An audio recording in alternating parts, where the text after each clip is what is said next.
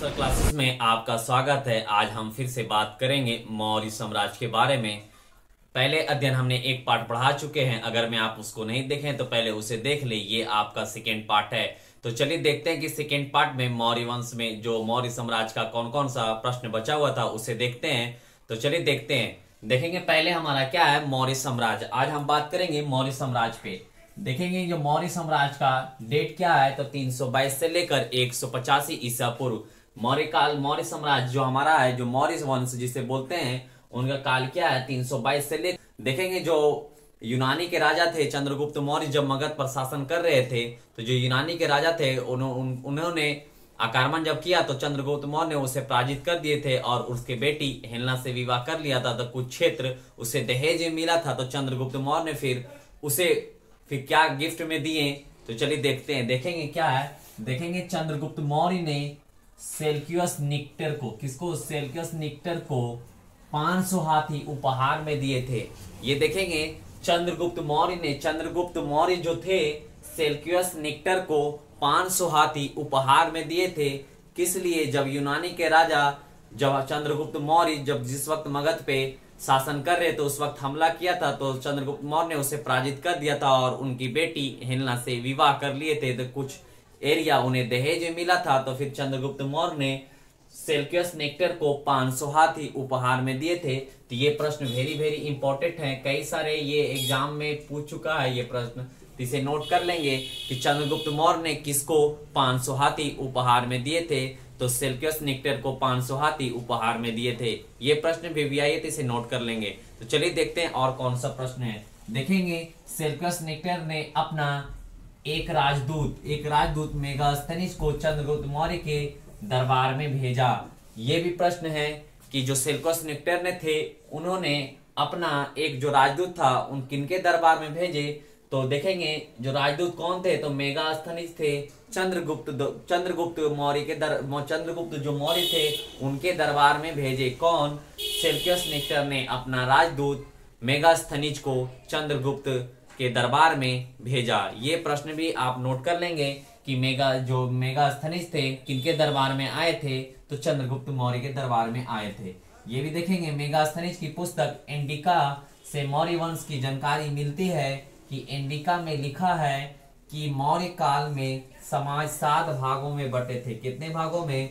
7 भागों में बटे थे तथा भारतीय को लिखने की रुचि नहीं थी। यहाँ पे समझेंगे और नोट करेंगे। देखेंगे क्या लिखा हुआ है कि मेगास्थनीज की पुस्तक कौन है? इंडिका। मेगास्थनीज की पुस्तक कौन है?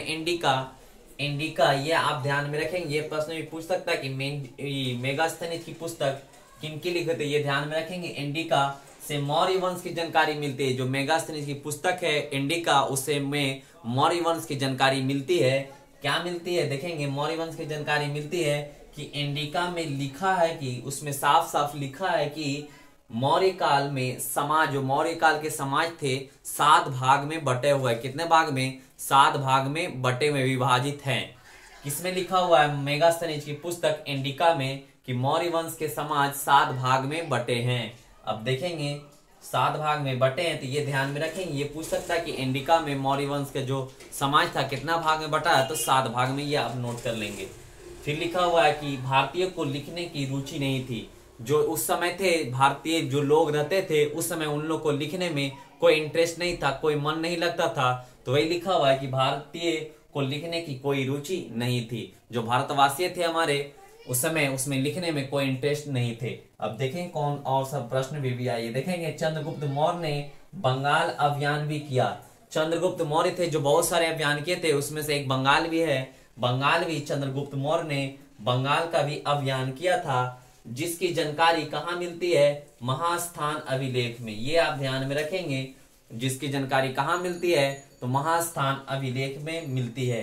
देखेंगे गोरखपुर में जो हमारा था क्या, एक गोरखपुर से भी प्रश्न है जो भी आइए। देखेंगे गोरखपुर में स्थित सहगौर अभिलेख क्या है? सहगौर, जिसे ताम्र अभिलेख भी से हम लोग जानते हैं। ये आप ध्यान में रखेंगे कि गोरखपुर में कौन सा अभिलेख है, तो ये ध्यान में रखेंगे सहगौर या ताम्र अभिलेख से अकाल, किस चीज की? अकाल जब वहां पड़ा था, कहाँ? गोरखपुर में। ये ध्यान में रखेंगे कि गोरखपुर से स्थित सहगौर या ताम्र अभिलेख से अकाल के दौरान चंद्रगुप्त मौर्य के द्वारा किए गए राहत कार्य की चर्चा है।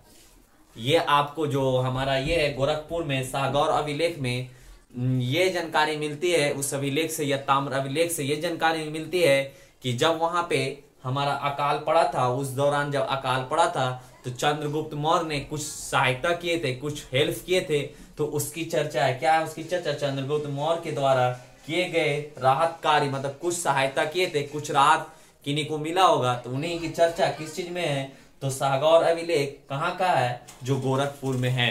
अब देखेंगे कौन सा और प्रश्न भी आई है, तो देखेंगे चंद्रगुप्त मौर्य को जैन धर्म की ये आप ध्यान में रखेंगे कि चंद्रगुप्त जो थे, चंद्रगुप्त मौर्य को जैन धर्म की शिक्षा किनसे मिली? तो भद्रबहु के नेतृत्व से मिली।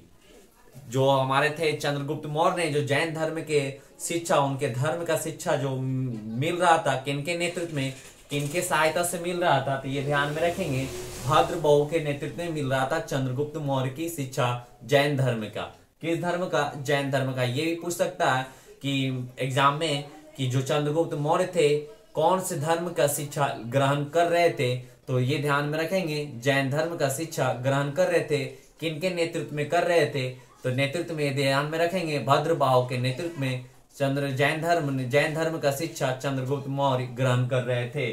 अब देखेंगे कौन सा और है, रुद्रामन के जूनागढ़ अभिलेख। कौन है? रुद्रामन का जूना अभिलेख जो है कहाँ है? तो गुजरात में। ये ध्यान में रखेंगे रुद्रामन का जूनागढ़ अभिलेख, ये वेरी वेरी इंपॉर्टेंट है, इसे नोट कर लेंगे। यह जानकारी मिलती है, क्या जानकारी मिलती है? देखेंगे चंद्रगुप्त मौर्य ने सरकारी खर्च से, किस चीज से? अपने फंड से नहीं, जो सरकारी गवर्नमेंट के फंड से, गवर्नमेंट सरकारी खर्च से गुजरात के सौराष्ट्र में, कहा? गुजरात में एक जगह है सौराष्ट्र में सुदर्शन झील बनवाए थे। कौन सा झील? सुदर्शन झील। ये ध्यान में रखेंगे, ये भी एग्जाम में पूछ सकता है कि चंद्रगुप्त मौर्य ने कौन से झील बनवाए थे, तो ये ध्यान में रखेंगे सुदर्शन झील। कौन बनवाया था? तो चंद्रगुप्त मौर्य ने सुदर्शन झील को बनवाया था। कौन से फंड से? ये भी ध्यान में रखेंगे। तो सरकारी फंड, सरकारी की जो आता है फंड, उससे बनवाए थे। कौन? चंद्रगुप्त मौर्य। कहाँ? सौराष्ट्र में। कहाँ पड़ता है? तो गुजरात में। ये ध्यान में रखेंगे कि चंद्रगुप्त मौर्य ने सौराष्ट्र जो गुजरात में पड़ता है वहां पे सरकारी फंड से सुदर्शन झील बनवाए थे। ये ध्यान में रखेंगे। और देख लेंगे कुछ और भी आई प्रश्न है जो मौर्य वंश से। देखेंगे मौर्य वंश के बारे में सर्वाधिक जानकारी, सबसे ज्यादा जानकारी जो हमारा है मौर्य वंश का, सबसे ज्यादा जानकारी कहाँ पे मिलता है? तो चाणक्य की पुस्तक में। कहाँ? चाणक्य की पुस्तक में। ये आप ध्यान में रखेंगे, चाणक्य की पुस्तक में मौर्य वंश का जानकारी सबसे ज्यादा मिलता है। ये ध्यान में रखेंगे। ये भी प्रश्न पूछ सकती है कि मौर्य समाज का जानकारी सबसे ज्यादा किस पुस्तक में मिलती है? तो ये ध्यान में रखेंगे कि हमारा चाणक्य की पुस्तक अर्थशास्त्र में मिलती है। किस शास्त्र में? अर्थशास्त्र में मिलती है। ये ध्यान में रखेंगे कि चाणक्य के पुस्तक अर्थशास्त्र में मौर्य वंश की जानकारी सबसे ज्यादा मिलती है। तो देखेंगे जो एक राजनीतिक पुस्तक है, कौन पुस्तक है? एक राजनीतिक पुस्तक है। कौन? जो हमारा चाणक्य की पुस्तक है। कौन? अर्थशास्त्र। एक ये राजनीतिक पुस्तक है, तो इसे ध्यान में रखेंगे। ये भी प्रश्न पूछ सकता है कि चाणक्य की पुस्तक जो अर्थशास्त्र है कैसी पुस्तक है? तो ये एक राजनीतिक पुस्तक है, तो इसे ध्यान में रखेंगे। इस पुस्तक में देखेंगे कितना लेसन है, तो इस पुस्तक में 15 अभिकरण है। कितना है? 15 लेसन है। यही प्रश्न पूछ सकता है कि जो चाणक्य अर्थशास्त्र की पुस्तक है उसमें कितना लेसन है, उसमें कितना पाठ है? तो 15 लेसन है या 15 अधिकरण है। ये आप ध्यान में रखेंगे। चाणक्य के विष्णुगुप्त या कौटिल्य के नाम से भी जाना जाता है। ये भी ध्यान में रखेंगे। कहीं कहीं चाणक्य का नाम आपको विष्णुगुप्त या कौटिल्य के नाम से भी जाना जाता है, तो ये आप उससे घबराएंगे नहीं। अगर मैं चाणक्य के जगह पे विष्णुगुप्त भी दे सकता है या फिर आपको कौटिल्य भी दे सकता है, तो इससे घबराएंगे नहीं। सबका नाम एक ही है, सबका काम भी एक ही है। तो चाणक्य का हम लोग विष्णुगुप्त भी बोलते हैं, कौटिल्य भी बोलते हैं। अब इनके पिता का नाम देखेंगे तो गुनी था। क्या था? गुनी था। तो ये ध्यान में रखेंगे। आई होप, उम्मीद करते हैं कि आपको मौर्य साम्राज्य समझ में आ गया होगा। अब मिलेंगे आप